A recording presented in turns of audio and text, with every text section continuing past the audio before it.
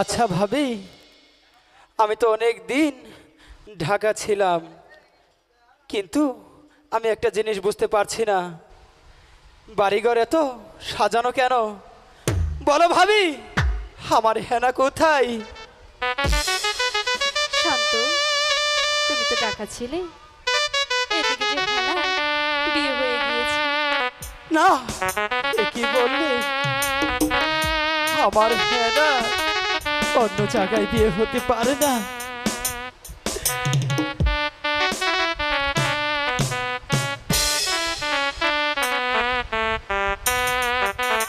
হাতে ধরি মিনতি করি গো।